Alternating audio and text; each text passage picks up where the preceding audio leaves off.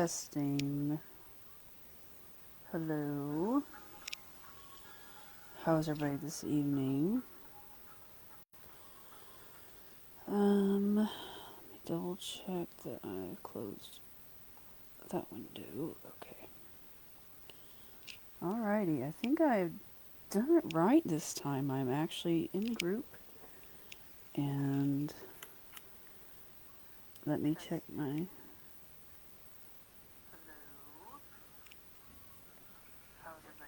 Okay, I can hear myself. Alright. Okra-dokra. So, I will quickly go over... This is Connie, by the way. And of course I'm live, and I'm going over the Catoosa Unified Development Code, which it goes with the Catoosa, Oklahoma Comprehensive Plan to 2025. This is part 8 so far of this, and one second. And we are going through the Unified Development Code draft that the city has proposed. It's taking public comment at this time, and I'm reading through it because I want to know what it says, so I can be informed enough to give my comments. The comprehensive plan map I've found on the city website. To find the code, you can go to the cityofcatoosa.org. Let me switch over to that real quick. You can go to cityofcatoosa.org, and in the news section find this graphic. It says Plan Catoosa, and you can go down to this link here, Catoosa Draft Code for Public Comment. One second.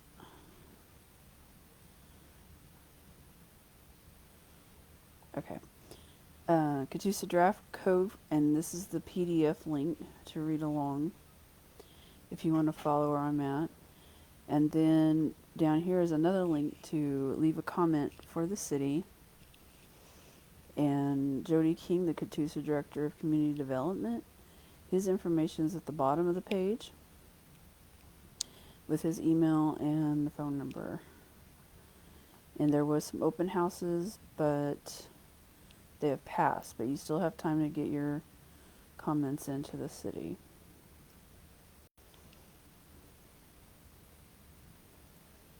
So I will pull this up. Okay. I ended the last live on page 144, and now we're on to 145, which is Article 7, the subdivision regulations. I'm reading through this for the first time, so as I go, I just kind of throw out my thoughts and opinions and read it, and then I try to summarize it in my head or come up with a good comparison or example of the situation, and I will say as I understand it. And that's basically what I'm doing, as I understand it. I'm not even near being an expert of any of this stuff. I'm just reading it as a citizen, that it should be in plain terms, I believe, enough for anybody to understand it.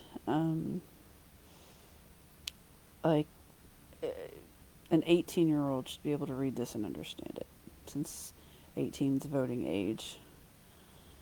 So we will get started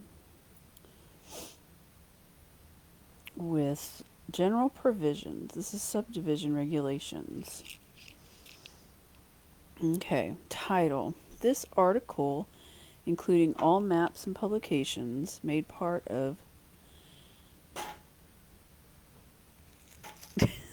Sorry, my daughter is in the living room with me. She's trying to be quiet, but this article includes all maps and publications made part hereof and by reference is adopted pursuant to the authority granted by the charter of the city. Oh, just to reemphasize, I am on page 145 in the PDF. And shall be known and cited as the subdivision regulations of the city of Catoosa, Oklahoma, and codified as this article. 1.2 Purpose: to provide development in accordance with the City of Catoosa Comprehensive Plan, Major Street Plan, and other adopted policy documents while promoting health, public safety, and the general welfare of the community. Authority: these regulations and minimum standards for land development are adopted by resolution of the Planning Commission and ratified by the ordinance of the city in accordance with provisions in 11 OS 45-101-45-106, 245-106. I'm assuming that's the state law statutes. Applicability: these regulations and development standards shall apply to the following forms of land subdivision, whether presently within jurisdictional limits of the city or platted as an addition thereto for future contemplated annexation. The division of land into two or more tracts, lots, sites, or parcels. The division of land previously subdivided or platted into tracts, lots, sites, or parcels. The dedication, vacation, or reservation of any public or private easement through any tract of land, regardless of the area involved, including those for use by public and private utility companies, or the dedication or vacation of any street or alley through any tract of land, regardless of area involved.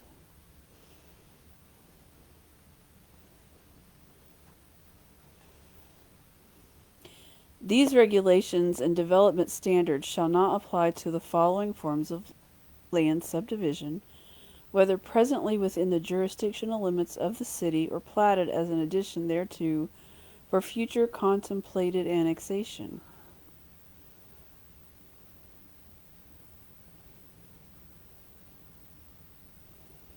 Land that has been legally subdivided prior to the effective date of these regulations, except as provided herein, however, the redivision or combination of previously platted lands into lots, tracts, or parcels shall be subject to these regulations. Land subdivision that is non-conforming must follow the process in Article 3, parentheses 5, nonconformities. And nonconformities mean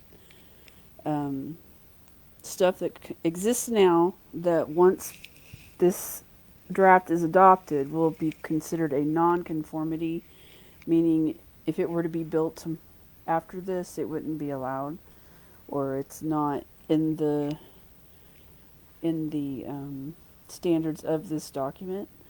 For example, a sign that is too high will now be considered non-conforming.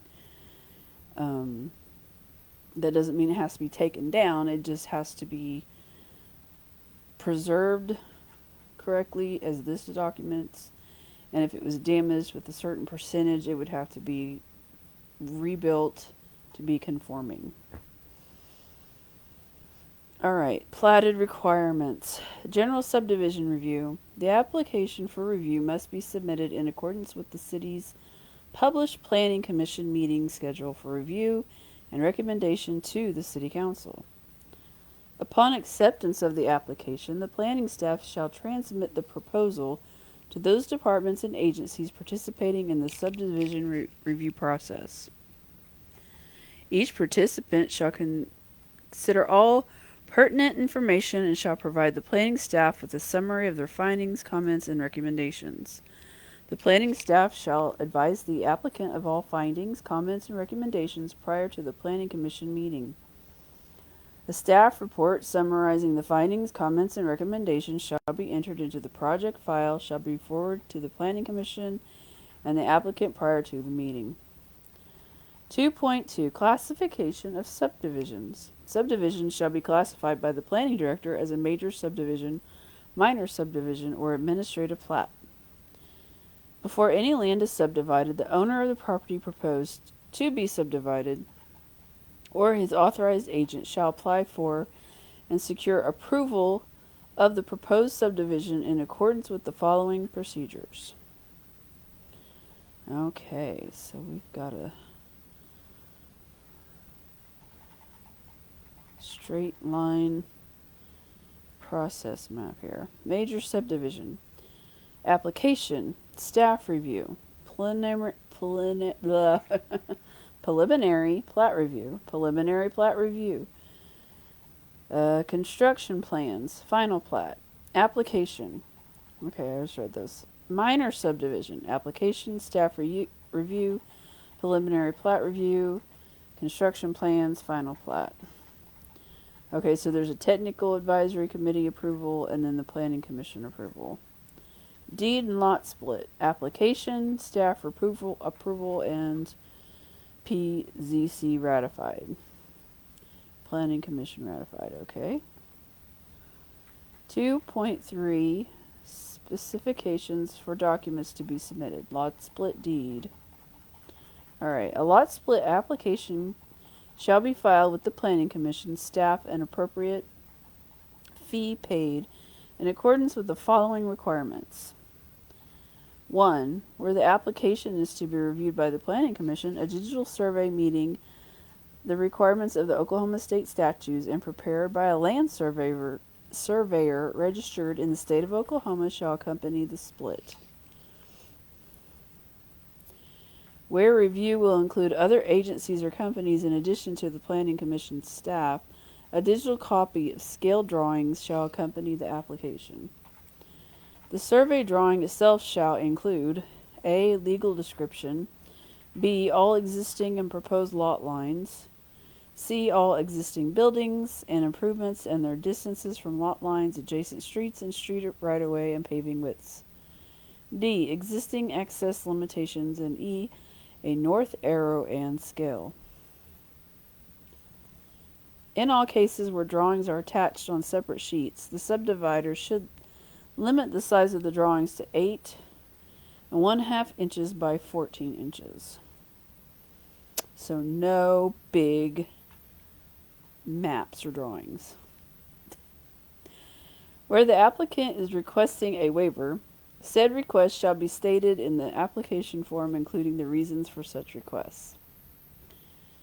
Where review by the planning commission, staff reveals that a split meets all approved guidelines herein set forth and all proposed lots are adequately served by utilities, either by easement or in public streets, the planning director and the director's designated agent shall recommend approval for the lot split, and the planning commission shall ratify the approval at the next planning commission meeting.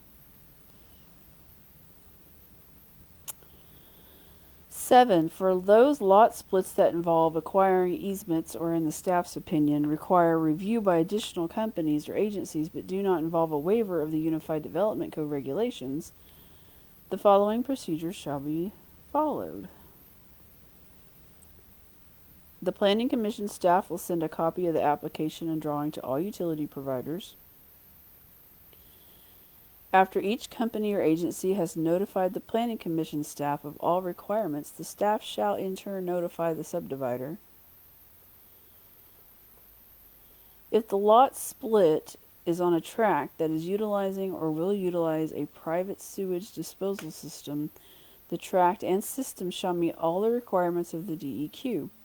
Approval of the system by a registered DEQ profiler shall occupancy the application.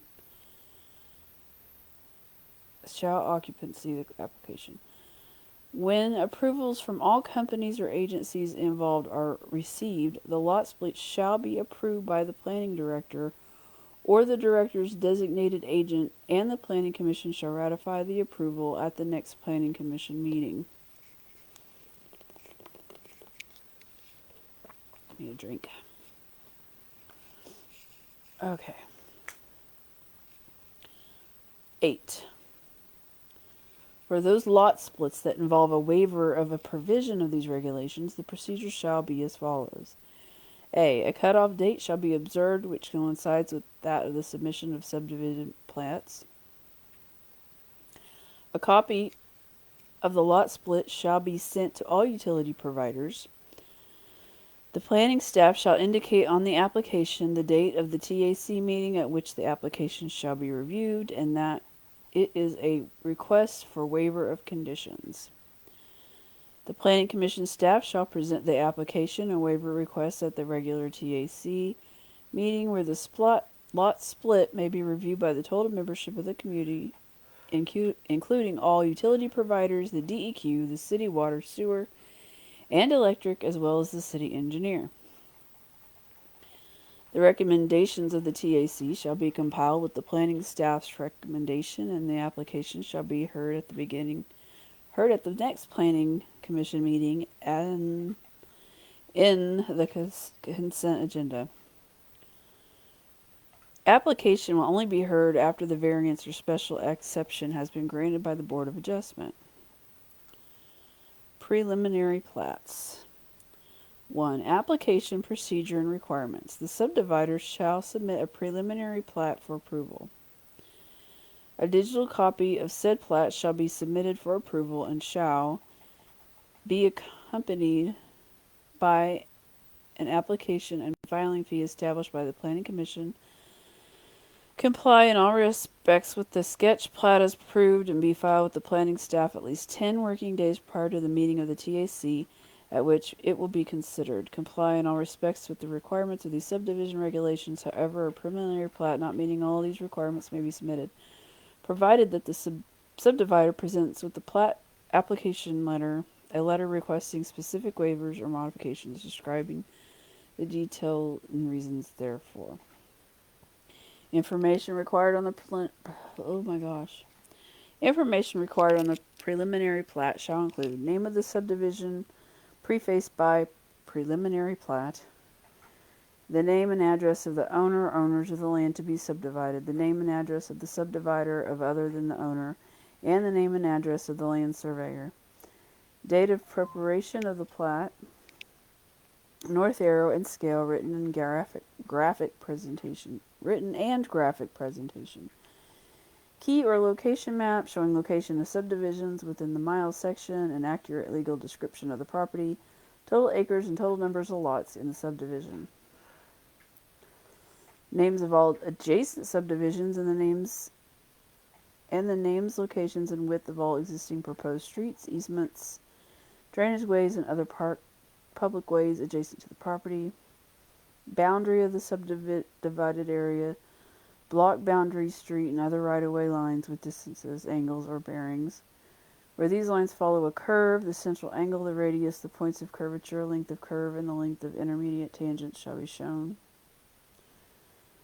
The accurate dimensions of all property to be offered for dedication of public use and property reserved for the common use of the property owners within the subdivision with proposed purpose indicated. The dimensions of all lots and lot lines and the bearings of those lot lines not parallel perpendicular to the street right-of-way line. All easements shall be denoted by fine dashed lines, clearly identified, and if already on record, the recorded reference of such easements, the width of the easement with sufficient ties to locate it definitely with respect to the subdivision must also be shown. Easements that serve the area being platted located outside the boundaries of the plat and recorded reference shall be required for plat approval. The location of every oil or gas well, either existing, active, or inactive wells, plugged or unplugged, abandoned wells, as shown by the records of the Oklahoma Corporation Commission and by such other records as may be on file with the Planning Department, and the location of any planned future well sites.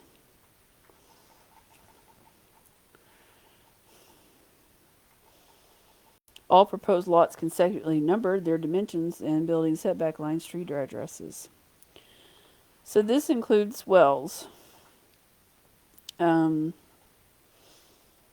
I believe, unless it's mentioned later, and it might be, the discussion I've been having with Mr. Walcott, he probably should think that this should also include strip mining and mines, which probably should. People would like to know if their house is built on an old mine.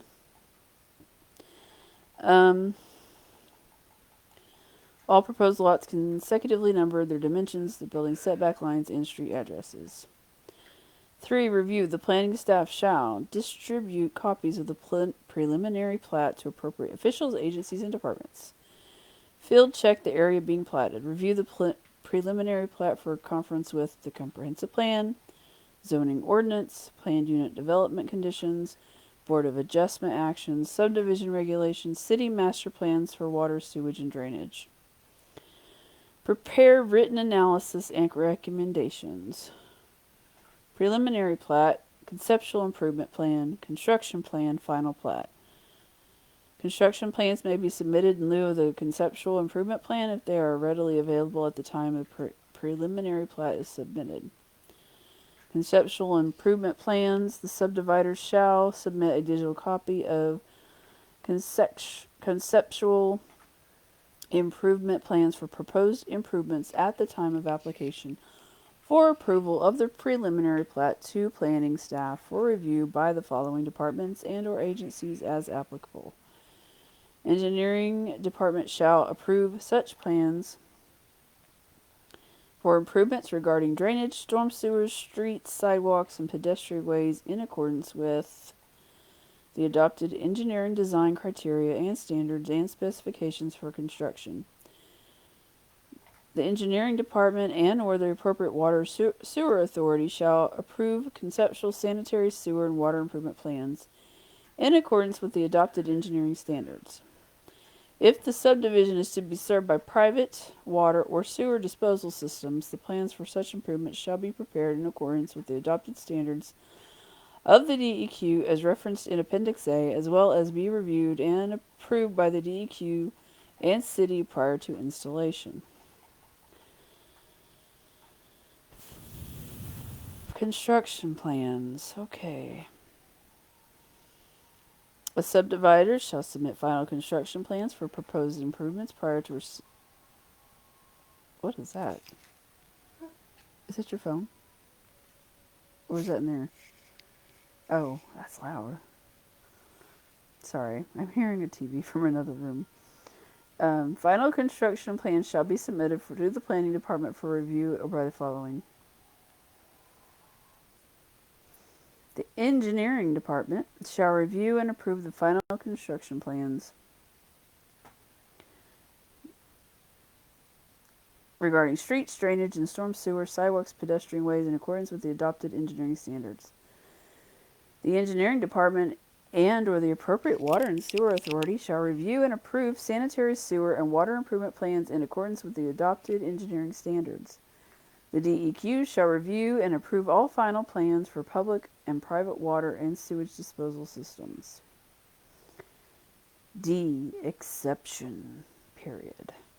The Planning Commission may, with concurrence of the appropriate city department, delay the requirement for approval of final construction plans related to proposed improvements as a condition of final approval and release of a subdivision plat, provided that the restrictive covenants shall include a specific provision designating the city as beneficiary, requiring that the final improvement plans be approved by the appropriate regulatory authority prior to the issuance of a building permit.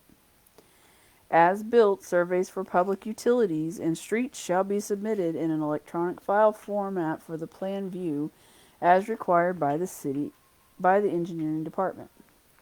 Preliminary plat, conceptual improvement plan, construction plan, and final plat. Construction plans may be submitted in lieu of the conceptual improvement plan if they are readily available at the time of the preliminary plat is submitted. Final plats.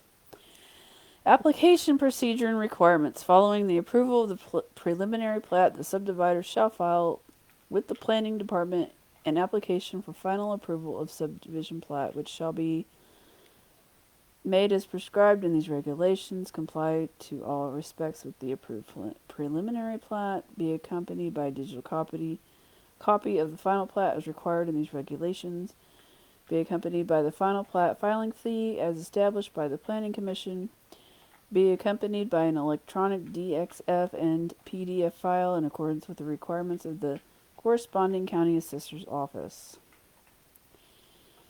and include our producible copy of the,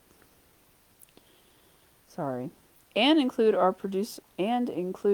producible copy of the plant drawing showing the street edges. I think maybe it should say and include a producible copy of the plat drawing showing the street addresses of each lot, endorsement of approval on plat.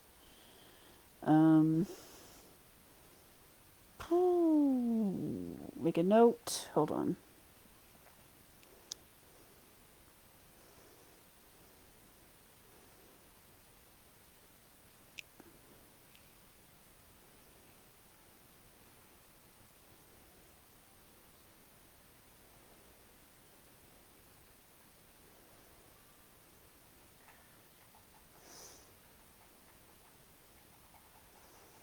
Okay.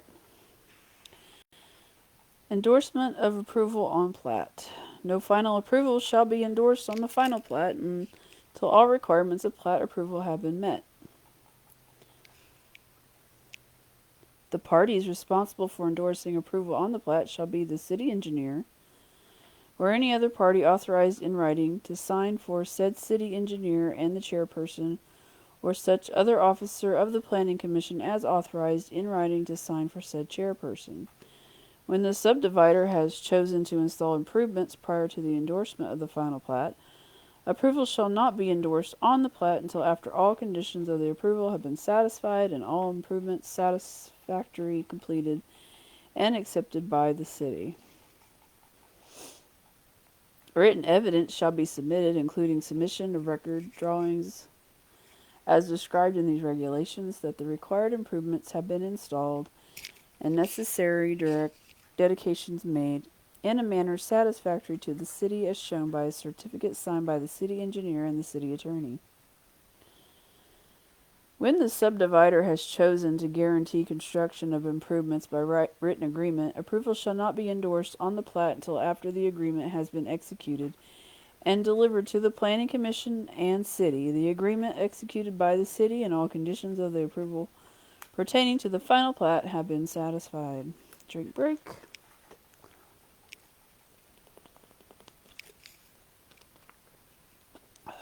Sorry if I'm gulping. I hate that sound when people do it online, and I'm doing it right now.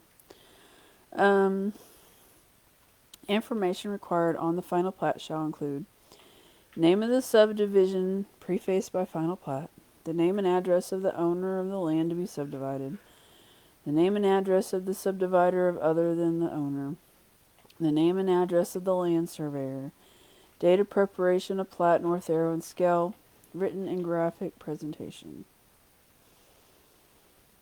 Key or location map showing the locations of subdivisions within the mile section, an accurate legal description of the property, total acres, total number of lots in the subdivision, name of all adjacent subdivisions, and names, locations, and width of all existing and proposed streets, easement, drainage ways, and other public ways adjacent to the property. Boundary of the subdivided area, block boundaries, street, and other right-of-way lines with distances, angles, and or bearings. I hope your clicking is not that loud in my ears. Whereas these lines follow a curve, the central angle, the radius, points of curvature, length of curve, and length of intermediate tangent shall be shown. The accurate dimensions of all property to be offered for the dedication of public use, and all property reserved for the common use of the property owners within the subdivision with purpose indicated. The dimensions of all lots and lot lines and the bearings of those lot lines not parallel or perpendicular to the street right-of-way line. All easements shall be denoted by fine dashed lines clearly identified, and if any on record, the recorded reference of such easements, the width of the easement, the sufficient ties to locate it definitively with respect to the subdivision must be shown. Easements that serve the area being platted located outside of the boundaries of the plat and recorded reference shall be required for plat approval. Drainage easements shall be kept clear of all obstructions such but not as limited to fences, buildings, trees, and shrubs, or other structures or improvements which in any way endanger or interfere with the construction, maintenance, or operation of any drainage system. The deeds of dedication and any deeds restrictions applicable to the subdivision shall be shown. The location of every oil or gas well, either existing, active, or inactive wells, plugged or unplugged abandoned wells, as shown by the records of the Oklahoma Corporation Commission and by such other records as may be on file with the Planning Department, and the location of any planned future well sites. All proposed lots consecutively numbered, their dimensions, the building setback lines, the street addresses shall be designed on a copy of plat for each residential single-family lot with the following notation. Caveat disclaimer. Addresses shown on this plat are accurate at the time the plat was filed. Addresses are subject to change and should never be relied on in the place of a legal description.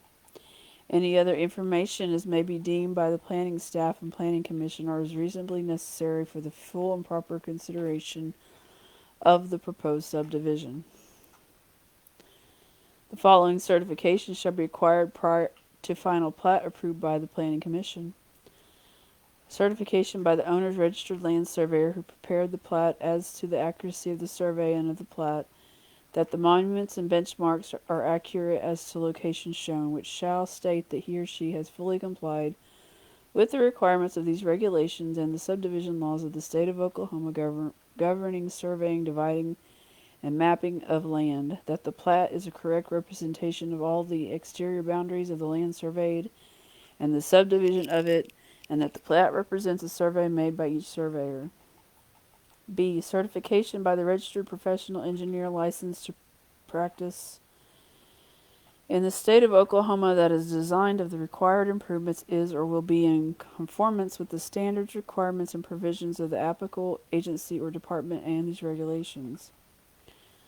Certification by the city engineer that the subdivision plat conforms to the city standards and specific of these and other applicable regulations as may be required.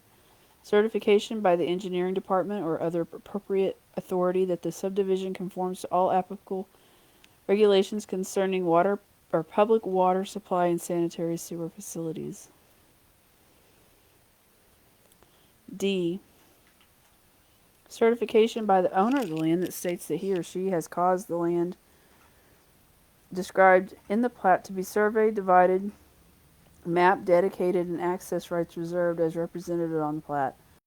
Dedication of streets, easements, and other public areas shall also be made as part of this certificate, and the certificate shall be executed as a real estate conveyance.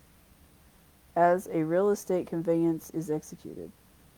Okay. The owner shall further acknowledge on the face of the final plat that the several improvements as set forth by notation on the final plat that all streets shall be graded, base material applied, and surfaces paved in accordance with the engineering design criteria of the city to include, where applicable, curbs and gutters, street name signs in place, visual screens, utilities, street lights installed, and all drainage and detention facilities constructed in accordance with the approved plans on final with the engineering department and all other owners' expense and in compliance with the requirements of the city. 19. County Clerk Recording. The final plat shall be filed in the office of the County Clerk within 1 year after approval by the Planning Commission and City Council. Permits for construction, activity, or public improvements. No building permit or certificate of occupancy shall be issued for any parcel or plat of land created by subdivision after the effective date of and not in conformity with the provisions of these regulations, and no excavation of land or construction of any public or private improvement shall take place or be commenced except in conformity with these regulations. Incorporation of infrastructure design standards. The city's adopted infrastructure design criteria and construction standards for public improvements are hereby incorporated and collectively referenced as the Infrastructure Design Standards. The Infrastructure Design Standards shall be maintained in the Public Works Office and are available upon request. Okay. Let me adjust a little bit. Oh, goodness. I'm going to read tonight. Spit it out. Okay.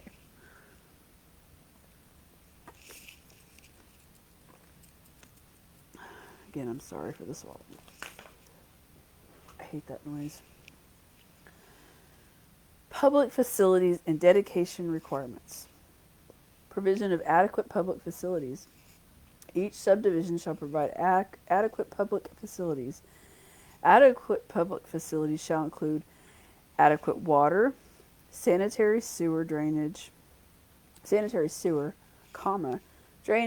the transportation facilities necessary to serve the proposed development, whether or not the facilities are to be located within property being platted or off-site. Criteria for adequate public facilities. Public facilities are considered adequate if they meet the minimum level of service established in the appropriate sections of this ordinance and the following standards. 1. Street access. All platted lots shall have safe and reliable street access for daily use and emergency purposes. All platted lots shall have All platted lots shall have direct access to a paved public street, private street, or approved access easement. Water. All platted lots shall be connected to a public water system that provides water for health and emergency purposes. The water system shall be consistent with the City of Catoosa Water System Plan and all adopted city codes and ordinances and infrastructure design standards. 3. Wastewater, sanitary sewer. All platted lots shall be connected to a public sanitary sewer collection and treatment system where available. On-site sanitary sewer treatment systems shall only be permitted if no public sanitary sewer is available within 1,000 feet of the property and shall meet the city's adopted standards for on-site sanitary sewer. The sanitary sewer system shall be consistent with any adopted wastewater system model and master plan and infrastructure design standards of the City of Catoosa as amended. Drainage and stormwater management. Drainage and stormwater facilities are adequate when stormwater runoff attributed to the new development or redevelopment complies with the minimum standards of this ordinance and the city's infrastructure design standards and engineering design criteria. To the maximum extent practicable, to the maximum extent permanent best management practices, practicable, is that it? Practicable. I can't believe I can't get that word. Oh my gosh. To the maximum extent, permanent based management practices, BMPS, as described in the best management practices, BMPs, as described in engineering design criteria as adopted by the city. If the city ever sees this, let's see, I'm going to ask them to post the engineering design criteria. Engineering design criteria.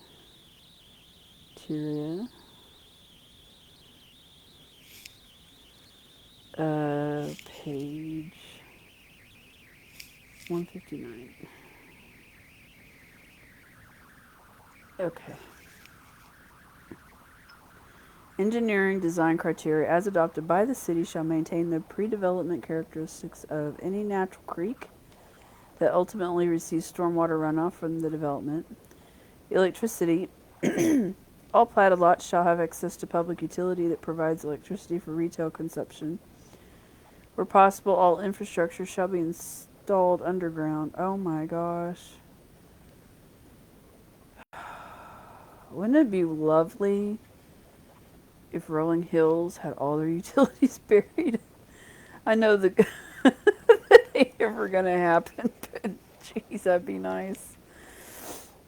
Oh, this rocky terrain we have over here. Um, design standards. General conformance to applicable rules and regulations. In addition to the requirements established herein, all subdivision plats shall comply with the following. Oh, here we go. A comprehensive planning process is required by Oklahoma statutes. These statutes provide that all land use regulations shall be made in accordance with the comprehensive plan. Pursuant to the statute, the Planning Commission has adopted the comprehensive plan, which serves as a guide for land use decisions. All preliminary plats and final plats submitted to the Commission shall conform to the applicable provisions of the comprehensive plan. 2. Zoning code, buildings and building regulations, engineering design criteria, and other applicable laws of the city and county. The intent and policies of the comprehensive plan and the capital improvements program of the city, including all public facilities as shown by the comprehensive plan as adopted. So do I need to ask for the capital improvements program? Oh.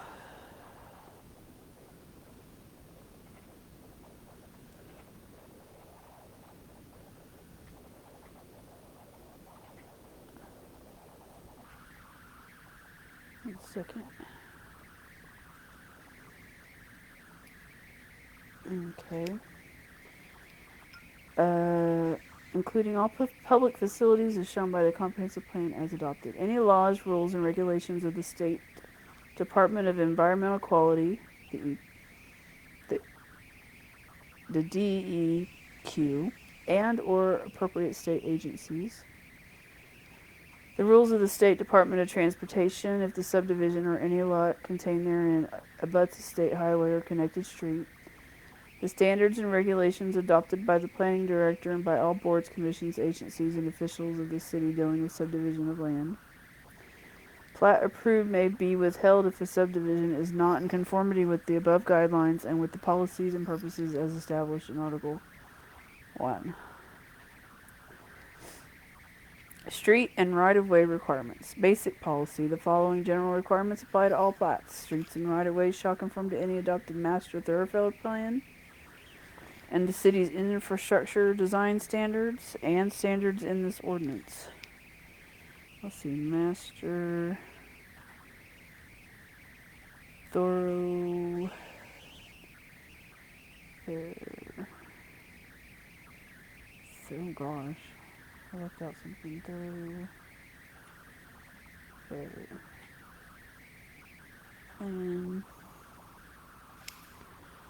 And city's infrastructure design. Design standards.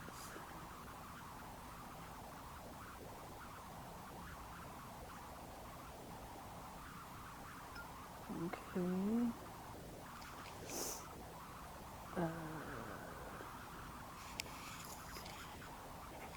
An adequate off-site street and thoroughfare system shall be designed and constructed in order to A. Provide for streets for suitable location, width, or other improvements to accommodate existing traffic anticipated from the development and traffic anticipated from other developments impacting the same roadways. Afford satisfactory access to adjoining properties. Accommodate police, firefighting, sanitation, and street maintenance equipment. The proposed streets of the development shall effectively relate to the present and future street system and to the development of the surrounding area in order to assure the continuity of thoroughfares, coordination of intersections, and the limitation of median breaks, the promotion of livable neighborhoods. The plat shall provide for appropriate continuation or termination of any existing streets, whether constructed or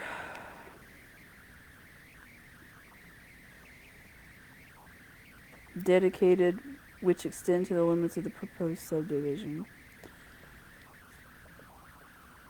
Adequate provision of access to adjoining land shall be made. The developer shall design and construct adequate roadway facilities, whether on site or off site. The developer shall be responsible for all costs associated with meeting the requirements of this article. Requirement for access to the street network. Acquisition of access required. The developer shall acquire right-of-way and or necessary easements and construct any off-site roadways and or access ways ways necessary to connect the development with an adequate off-site existing city roadway network.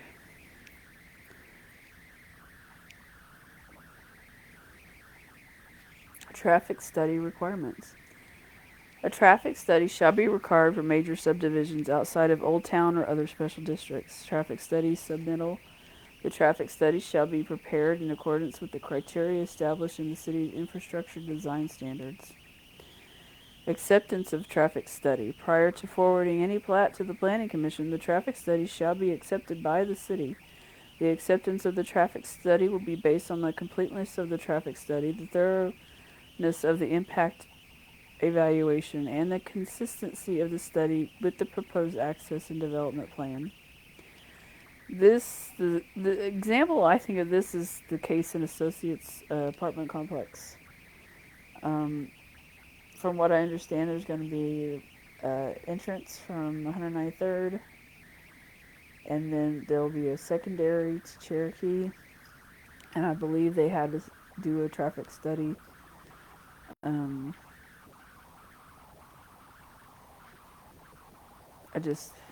They had to do I believe they did a traffic study and submitted it to the city. So that's an example.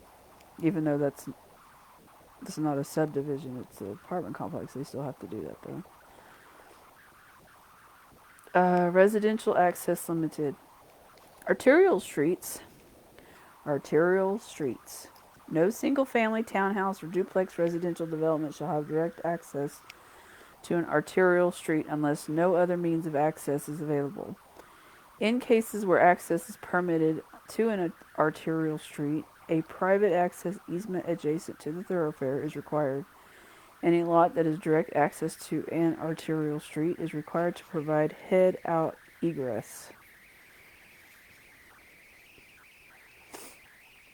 Okay.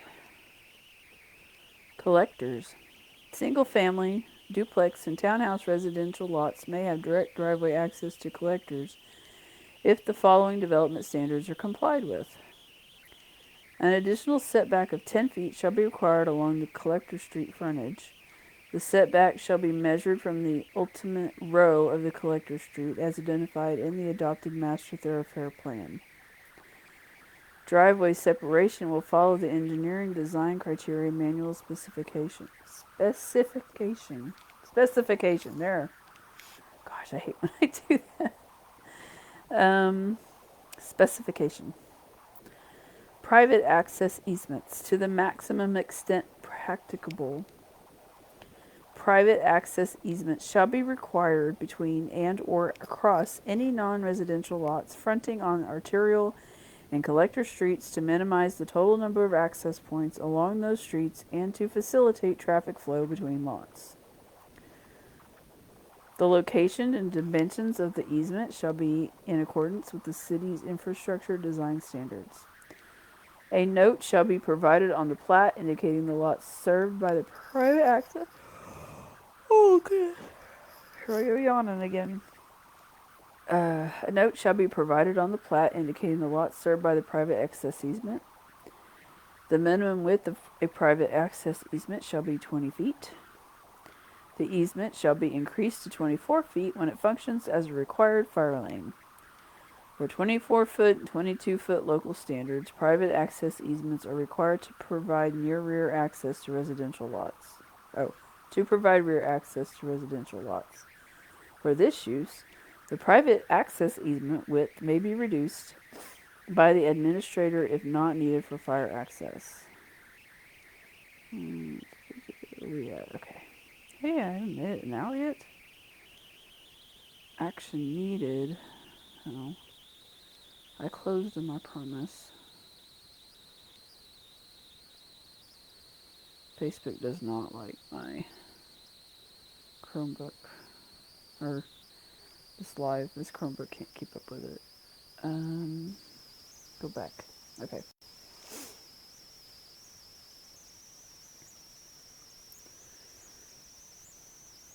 Maintenance of private access easement. Maintenance of any private access easement or is the responsibility of the property owner or property owners association as applicable.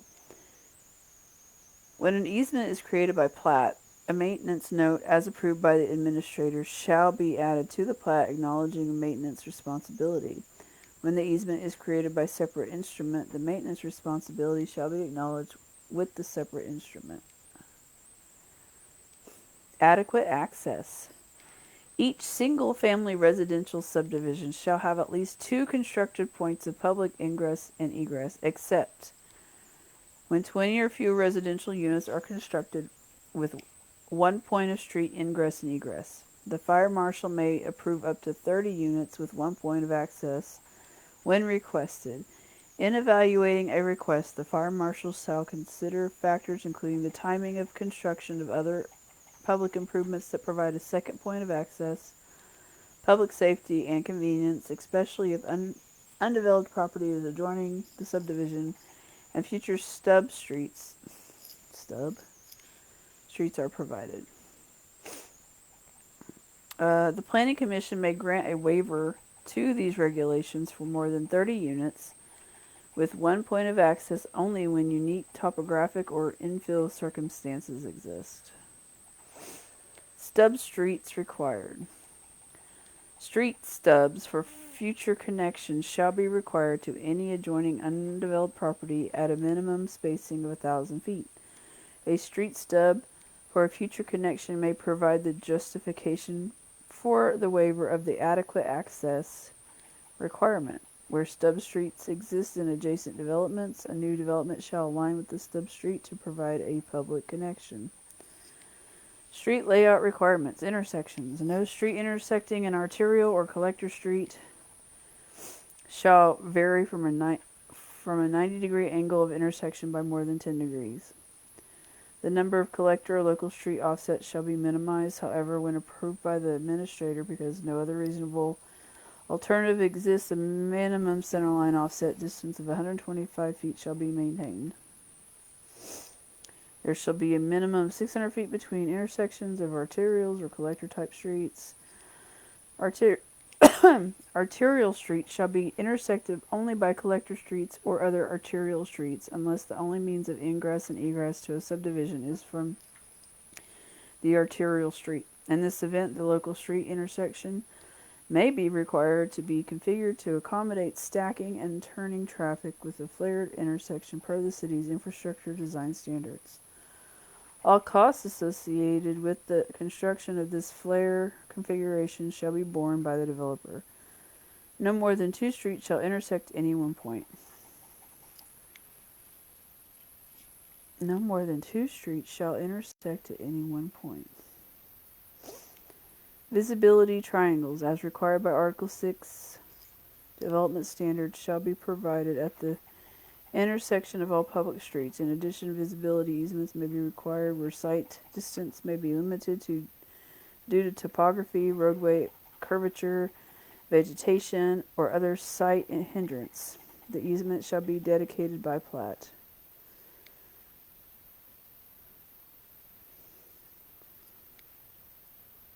Okay.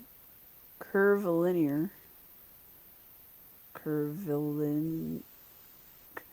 What a word. Curve it. Curvin. Oh gosh. Okay. Well, that's going to be a fun one. 1 second. Let's see.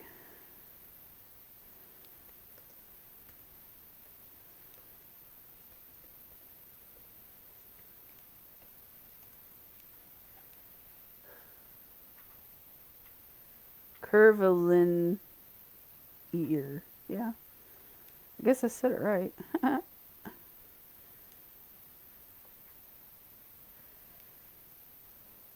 I'm learning new words today.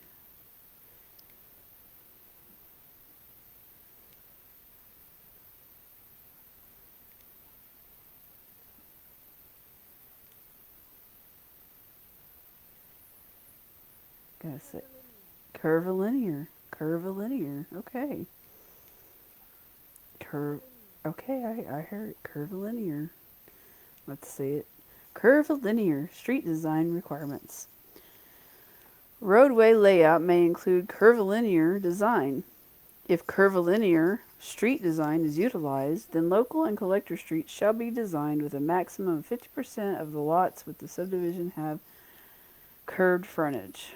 The roadway shall also conform to the following: fit the road to national topography, avoid monotony of lot appearance, reduce speeds through neighborhoods, discourage through traffic intrusions by eliminating straight views from one block to the next. So let's look at real quick. Just say we need a break from me reading. Curvilinear street. Curvilinear street pattern. Let's see what it comes up with. Okay. So kind of the curvy street designs.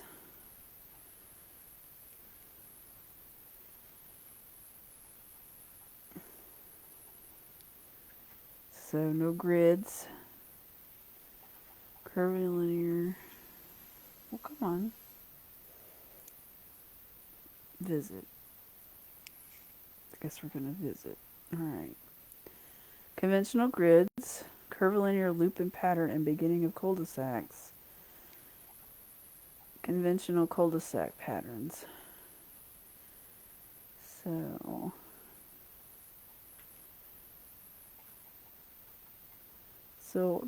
basically a lot what we already see. Okay, let's go back. Gotta learn a little bit. Curvilinear. Okay. The roadway shall conform to the following: fit the roadway natural topography, avoid monotony. Okay, I already read that one.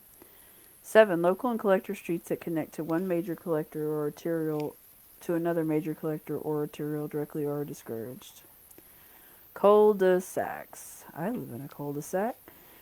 Dead-end streets are permitted only where a future extension or connection is anticipated or planned into adjacent property. If the dead end is greater than 150 feet measured from the property line, a turnaround facility will be required. The developer shall be responsible for acquiring the right-of-way or easement and constructing the turnaround. The turnaround will be considered temporary until the street is extended or a permanent cul-de-sac is constructed. The temporary turnaround may be constructed without a curb and gutter, but shall meet all other design criteria. The turnaround should be constructed off-site unless the developer unable to obtain an off-site right-of-way. The administrator may approve the construction of the turnaround within the limits of the development based on the phasing and timing of future connectivity.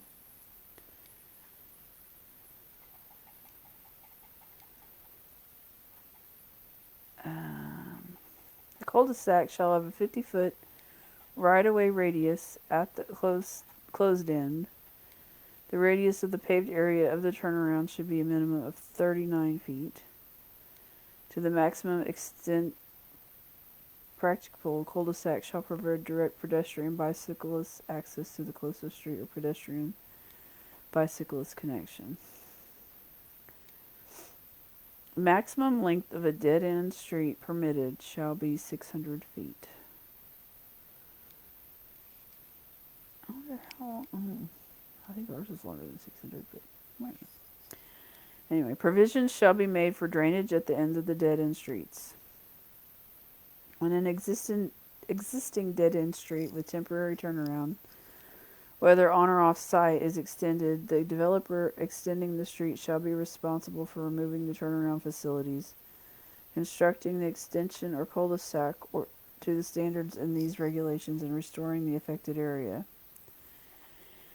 If the developer chooses not to extend an existing dead-end street, that developer shall provide right-of-way and construct a permanent turnaround or cul-de-sac.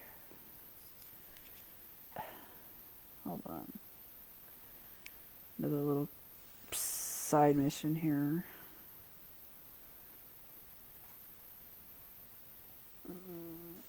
Wait, let me go back. No, let me go back. Oh, here we go.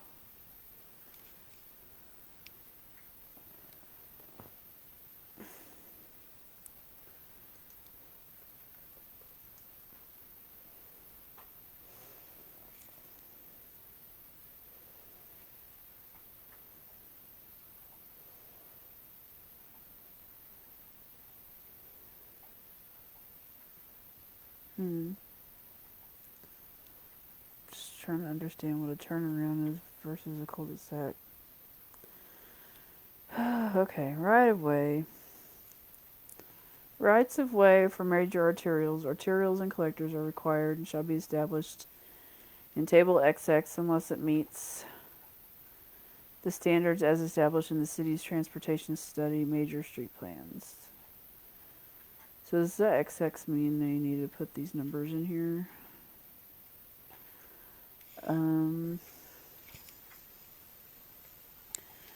Required right-of-way widths. Roadway classification, right-of-way width. Okay. I don't think I need to read all these.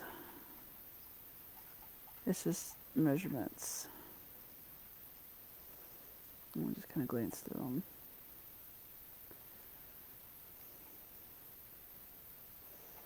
No. Somebody wants to come back and look at the table. They can. Right-of-way widths. Right-of-way widths table is on page 167. Okay. Mid-block and intersection rights-of-ways and geometric design for streets are required as shown in the Master Thoroughfare Plan and the city's infrastructure design standards.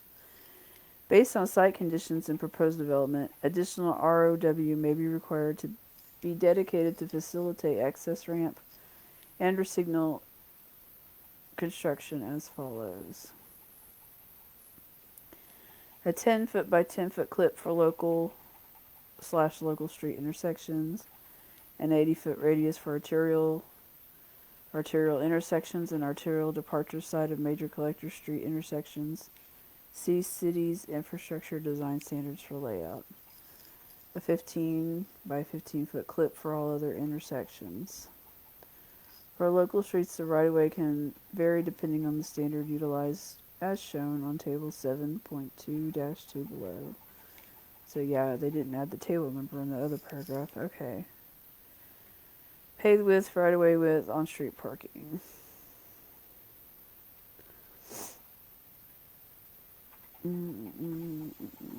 Rule design. A rule design for a local street includes 24 feet of pavement with no curb or gutter. This standard shall only be used in residential developments with lots 1 acre or greater in size. On-street parking shall not be permitted. Flare at intersection. Right-of-way for all local streets shall flare to 60 feet at intersections with any arterial street. Alleys. Residential alleys shall be Residential alleys shall be a minimum of 20 feet wide, ROW, with a minimum of 12 foot wide pavement. Commercial alleys shall be a minimum of 20 foot wide, ROW, with a minimum 24 foot wide pavement. Sidewalks required. The developer shall install sidewalks on all public streets within the embedding the development.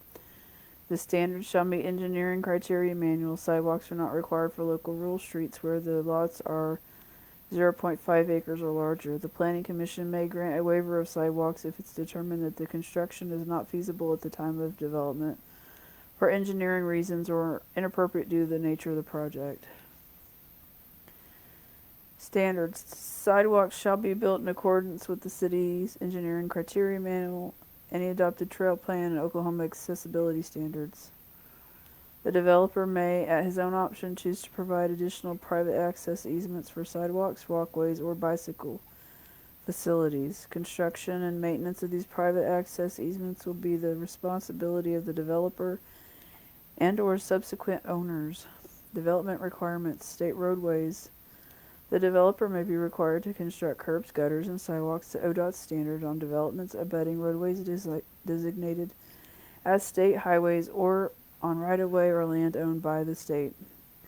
Coordination with planned street projects, where a development will abut an existing street for which construction plans have been prepared for future improvements. The plans for the development shall be coordinated with the street construction plans. If the developer requests an alteration to the construction plans and the city agrees to the alteration, the developer shall pay to revise the plans as necessary and escrow any increased construction costs. The escrow will not be refundable. Street. Oh my gosh, another word. Appurtenances.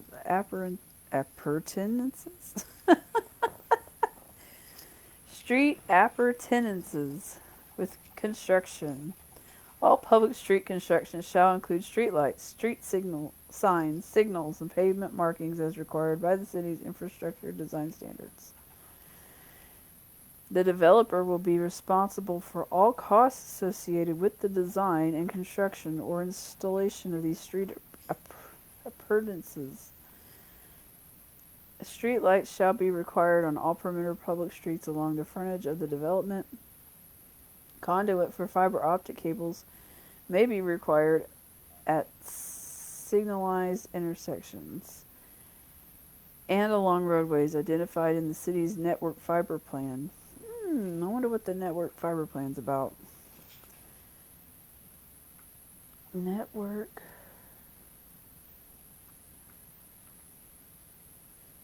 fiber plan. Page 169. All street appurtenances shall be designed and constructed in accordance with the city's infrastructure design standards. Payment requirements. Payment may be collected for site-required facilities upon the developer's request to defer construction of any required public improvements at the city's sole option. A payment in lieu of construction may be collected for required improvements. The administrator, city engineer may agree to defer construction of required improvements and accept payment when construction of the required improvements is not feasible at the time of development. The payment amount shall be estimated based on the total estimated cost of design, utility relocation, and construction of the improvements unless otherwise specified in the section. Payment shall be made to escrow account to be utilized solely for the construction of the required public improvements. Okay, I'm going to take a drink.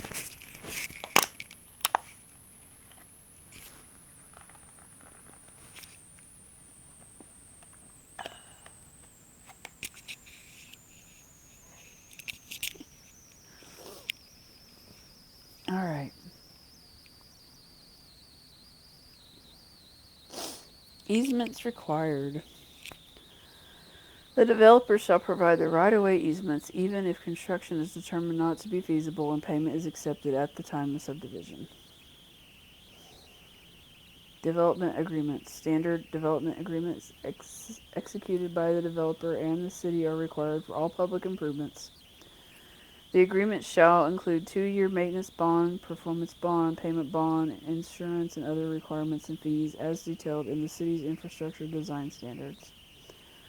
Ownership and maintenance. All public facilities constructed within dedicated public rights-of-way or public easements shall be and shall remain the property of the city, and after expiration of the maintenance bond shall be maintained by the city.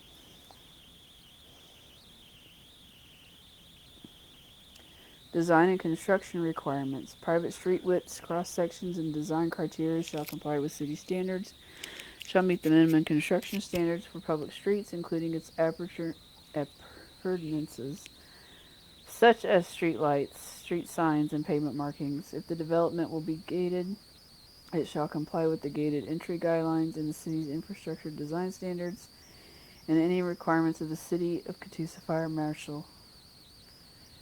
Streets shown on the master thoroughfare plan shall not be used, maintained, or constructed as private streets. In addition, the city may deny the creation of any other private street. In the city's judgment, the private street would have any of the following effects: negatively affect the traffic circulation on public streets, impair access to property either on site or off site to the subdivision, impair access to and from public facilities, including schools, parks, and libraries, delay the response time of emergency vehicles. Private streets shall be constructed with a separate lot owned by the Property Owners Association. This lot shall conform to the city standards for public streets and rights of way. An easement covering the street lot shall be granted to the city, providing unrestricted use and maintenance of the property for public utilities. This right shall extend to all utility providers operating within the city. The easement shall provide the city with the right of access for any purpose related to the exercise of government service or function, including but not limited to fire and police protection, inspection, and ordinance enforcement. The easement shall permit the city to remove any vehicle or obstacle within the street lot that impairs emergency access. Costs of private streets. The city shall not pay for any portion of the cost of constructing or maintaining a private street and its appurtenances. Inspections of private streets shall be performed by the city and the developer's cost or by a third party in accordance with requirements outlined in the city's infrastructure design standards. Maintenance. Developments with private streets shall have a mandatory property owners association that includes all properties served by private streets to ensure maintenance of the private street. Waiver of services. Ooh. Deep breath. The subdivisions, recorded plat, property deeds, and property owner association documents shall not note that certain city services may not be provided on private streets. Among the services that may not be provided are street maintenance, routine police patrols, enforcement of traffic and parking ordinances, and preparation for accident reports. Depending on the characteristics of the proposed development, other services may not be provided. Street names. The developer shall name streets in conformance with the city's infrastructure design standard. The city shall have final approval of all street names. So you can't name your street after your dog unless the city approves it. Alternative local street standards. Alternative street designs may be allowed in accordance with the development-specific ordinances and PUDs and special districts approved by the City Commission. There shall be no waivers from construction specifications. Lots and blocks. Lots. Building on a lot. Except as otherwise permitted by this ordinance, every building shall be located on a lot. Frontage. All lots shall front on a public or private street or private access easement and shall have a minimum lot width as indicated in Article 4 districts. Lot size. Platted or replatted lots may comply with the minimum lot size regulations of the zoning district in which the lot is located. Setbacks. Lot setbacks shall be determined by applicable zoning district, may not be platted building lines. Blocks. Lots within blocks. Lots shall be arranged in a contiguous pattern with blocks or abutting a cul-de-sac. Residential block lengths. The following standards shall be followed in the design of residential blocks. Block lengths in cul-de-sacs shall be appropriate to the density and type of development as follows. The maximum length of any block in a residential zone district shall be 600 feet, except as follows. In instances where it is impractical to design residential blocks at or less than 600 feet in length, mid-block pedestrian bicycle access shall be provided in the form of a mid-block connection or walkway. The mid-block access shall be a minimum of 20 feet in width around the entire depth of the block and connect two streets or serve as a connection to a park, open space lot, school, trail, or recreation or amenity area for public use or for any use by residents of the subdivision. This access may be provided as an open space or lot easement.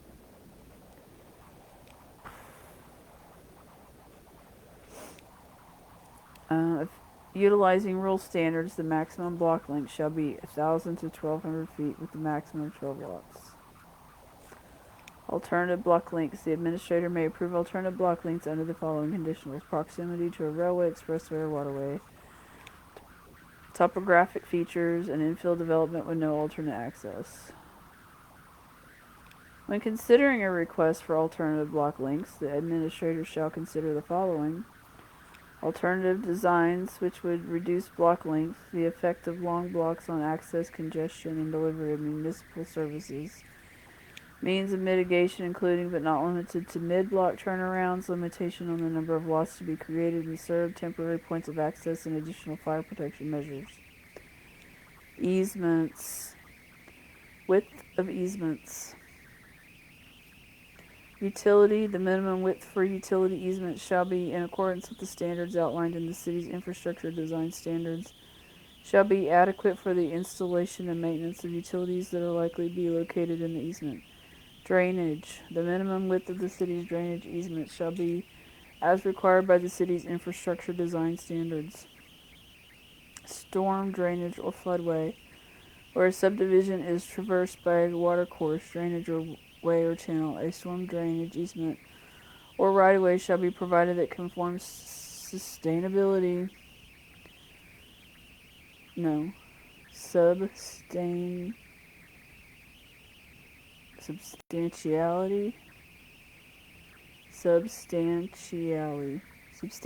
Oh my gosh. I really cannot read right now. Substantially. I'm making up words now. Let's see.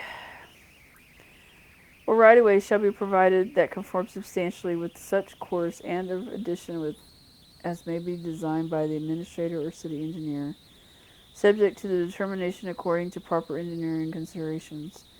The required width shall conform with the requirements set forth by the Federal Emergency Management Agency, FEMA, and U.S. Army Corps of Engineers, and or the city. Parallel streets or parkways are encouraged adjacent to creek or drainage ways to provide maintenance access and or public access and visibility into public open space or recreation areas. In this regard, it is required that at least 50% of the edge along creeks drainage may be designated for public access, either trail or street frontage.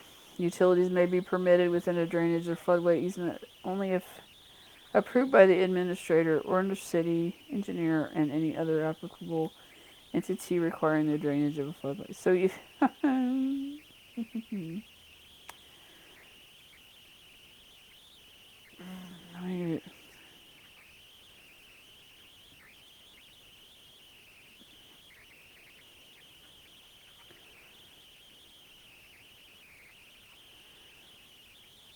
okay, so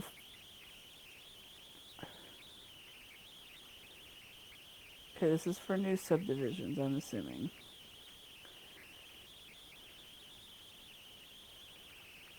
Okay, the width of easements for other utility providers such as gas, electric, or cable television shall be as required by that particular entity. It shall be applicant developer's responsibility to determine the appropriate easement widths required by other utility companies. Okay. Location of easements. Easements shall be located to accommodate the optimal design as determined by the city engineer.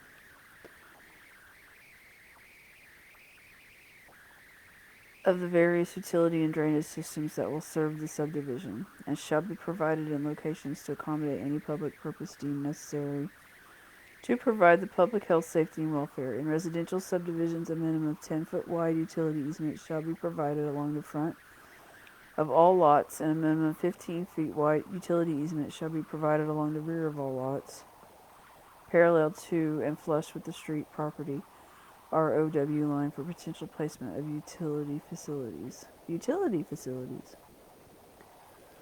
Computation of lot and buildable area. The area of a lot shall be computed inclusive of all easements.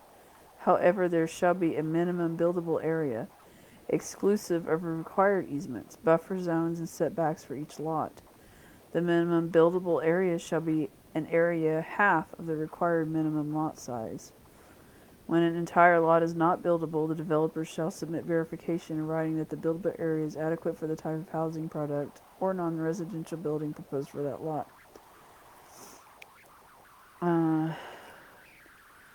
Final approval of the allowable buildable area for any lot shall be by the administrator. On-site easements shown on plat. For new development, all necessarily on-site easements shall be established on plat and not by separate instrument. They shall be labeled for a purpose such as for franchise public utilities. Other examples include but not limited to the following: drainage easement, which is dedicated to the city for drainage structure, an access easement, which is dedicated to the public for unrestricted access purposes, a fire lane easement, which is dedicated to the city and its fire suppression and emergency medical service providers for access purposes, and an electrical, gas, or telephone easement, which is dedicated to the specific utility provider that requires the easement.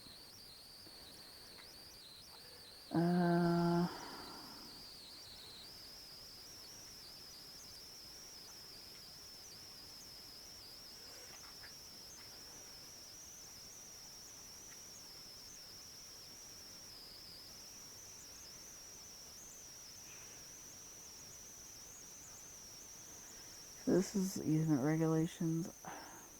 Kind of want to skip this a little bit, since this is about neighborhood building plats and all that. Water and waste utilities connections for water. All new subdivisions shall be connected to the city's water system or other public water supply system approved by DEQ. The water system shall be capable of providing water for health and emergency purposes, including fire protection. The design and construction of water systems shall comply with the following standards: applicable regulations of the Oklahoma Department of Environmental Quality, standards in the city's infrastructure design standards, fire protection suppression standards in accordance with the city's policies and ordinances, including fire code adopted by the city. Additional development will not be allowed without water pressure meeting these standards.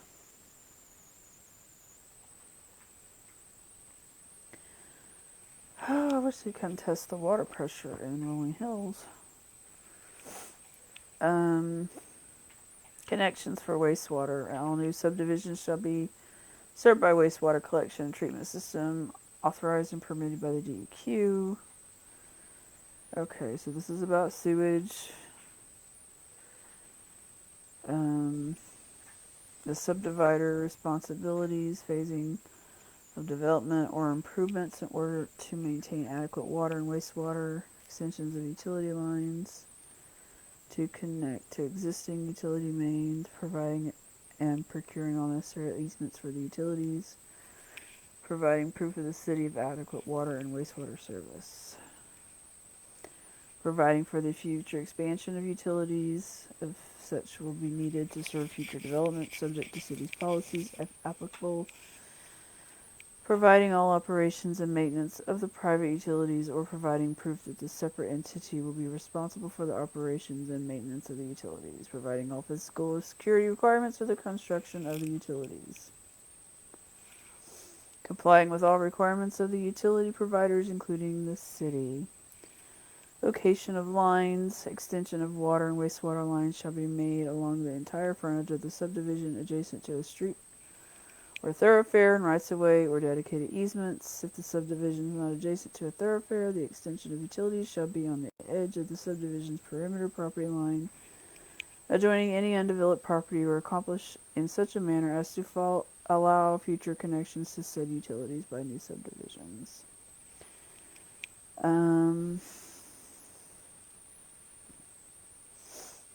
Okay. This is about utilities. Specific to developments. So I'm going to go ahead and skip down. Dead end water lines.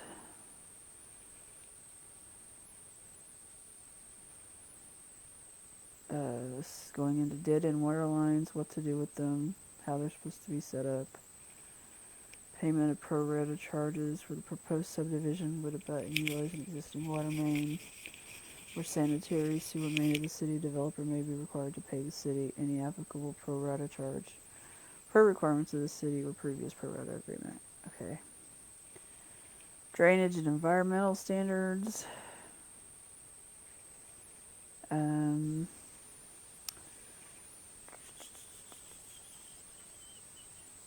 see. I can read quick through these. Drainage system generally.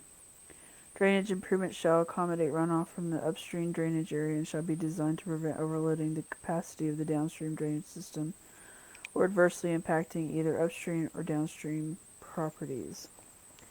The city may require the phasing of development, the use of control methods such as retention or detention, or the construction of off-site drainage improvements in order to mitigate the impact of proposed development.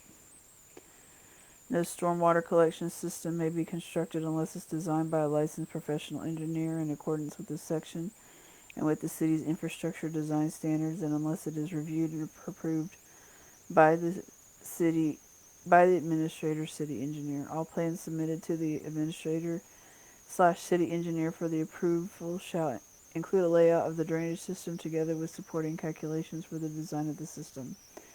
Drainage easements shall be kept clear of all obstructions, such as but not limited to fences, buildings, trees, and shrubs, or other structures or improvements which in any way endanger or interfere with the construction, maintenance, or operation of any drainage system.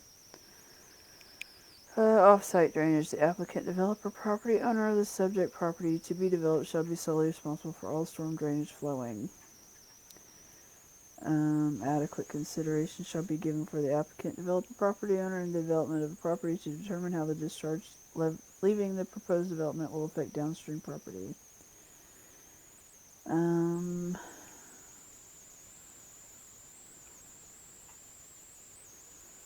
I wonder if these new properties will... The property that Tulsa's building on 11th Street,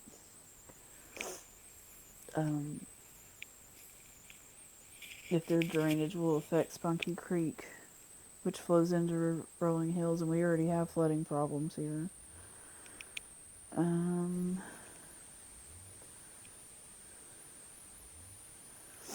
Stormwater runoff has been collected or concentrated on lots or tracts of 5 acres or more shall not be permitted to drain into adjacent property except into existing creeks, channels, or storm sewers unless proper drainage easements or notarized letters of permission from any affected downstream property owners are provided.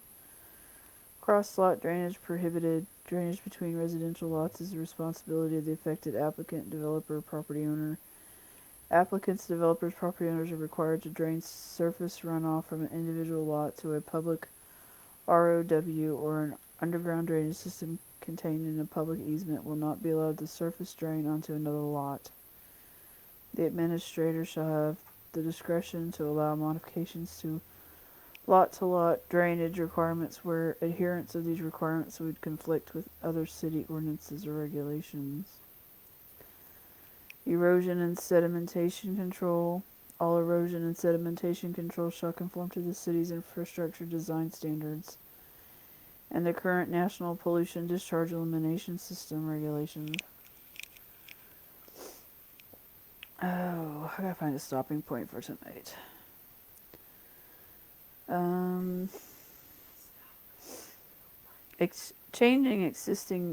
Changing existing ditch, channel, stream, or drainage way. No person or entity shall deepen, widen, fill, reclaim, reroute, or change the course or location of any existing ditch, channel, stream, or drainage way without first obtaining written permission of the floodplain administrator/city engineer and any other applicable agency such as FEMA or the U.S. Army Corps of Engineers having jurisdiction.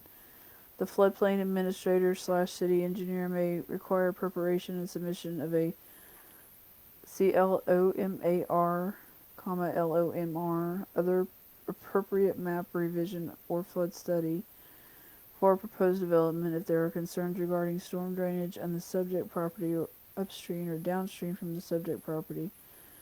The cost of such study, if required, shall be borne by the developer.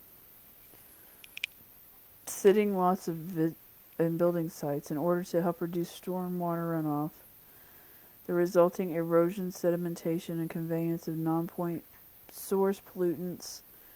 Layout of the street network, lots and building sites shall, to the greatest extent possible, be sited along natural contour lines and shall minimize the amount of cut and fill-in slopes in order to minimize the amount of land area that is distributed during construction.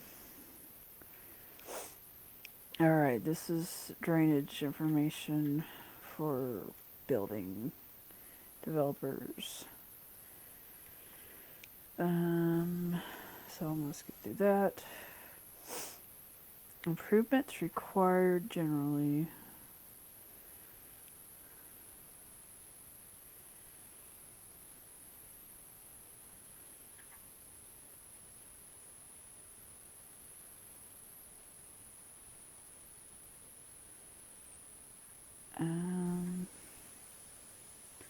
Just going to scroll a little bit to see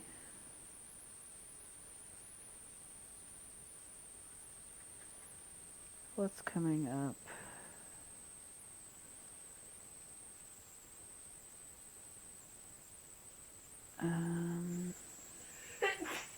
Bless you, dear.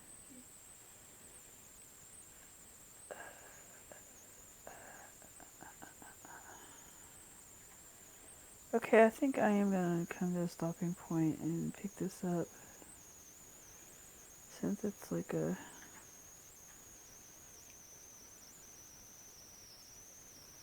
improvements required. 2.6 improvements required. On page 181.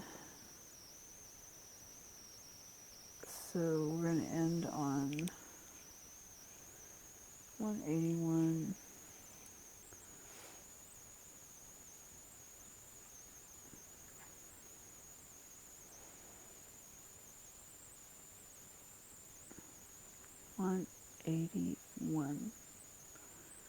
Okay.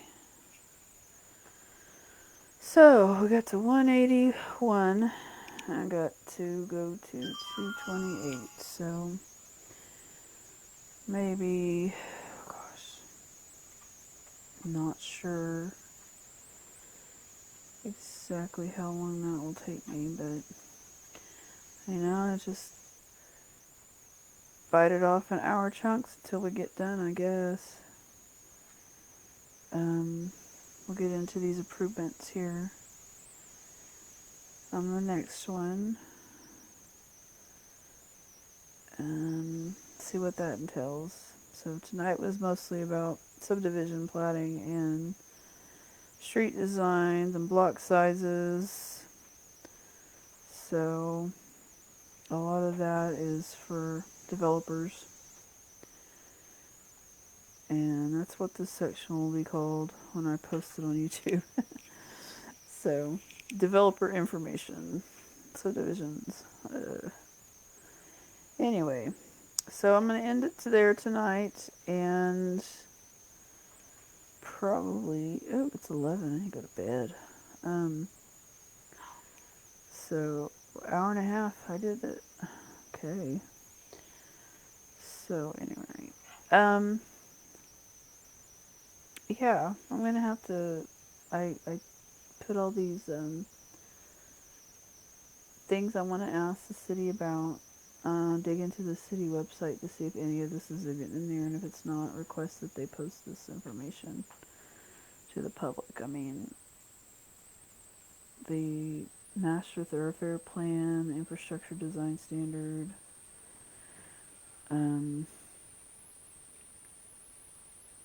so I'll add that to my list. Anyway, so if you've followed along, I appreciate if you're in and out. I appreciate that too. Everybody have a good evening and enjoy one more day with the kids. if they're doing their homework or not. Take it easy.